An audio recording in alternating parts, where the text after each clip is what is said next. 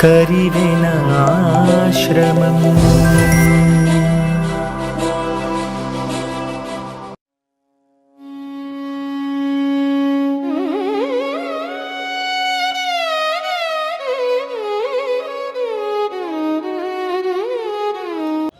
కరివెన సత్రాల్లో రోజుకు వేలాది మంది భక్తులకు, యాత్రికులకు అన్నదానం మాత్రమే కాక నందికేశ్వర నోము, కేదార గౌరి నోము, లక్షవత్తుల నోము లాంటి ప్రత్యేక నోములు జరుగుతున్నవి.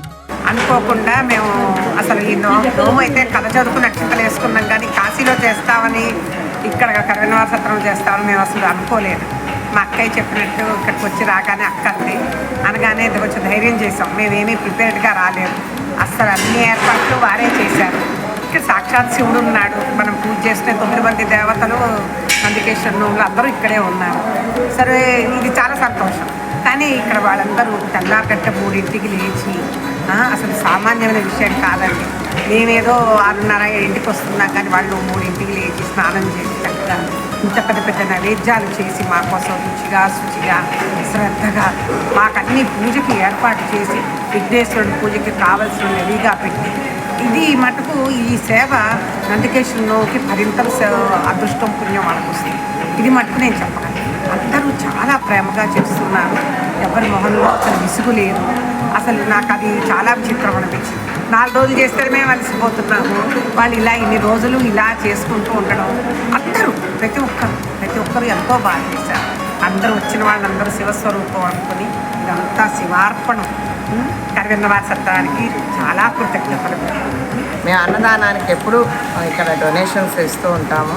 ఎందుకంటే ఇంత పెద్ద ఆర్గనైజేషన్ రన్ అవ్వాలంటే మనకి కొంచెం ఆర్థికంగా వాళ్ళకి సాయపడాలి. మనం ఆర్థికంగా సాయపడితే అది చూడండి, మనం ఒకరోజు హోటల్లో భోజనం చేస్తే మనకి ఎంత అవుతుందో, టిఫిన్ తింటే ఎంత అవుతుందో మనందరికీ తెలుసు.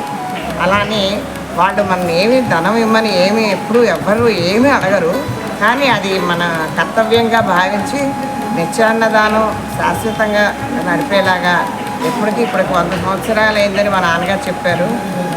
ఇంకా ముందుకు ఇంకా రావాలి. మన బ్రాహ్మణులందరూ హిందూ ధర్మంలో బ్రాహ్మణులు నిలవాలి అంటే ఇలాంటి సంస్థలు ఉండాలి. వాటికి మనం ఆర్థికంగా తప్పకుండా సాయం చేయమని మిమ్మల్ని అందరినీ వేడుకుంటున్నాం. మేము మాకు తోచినంత సాయం చేశాము.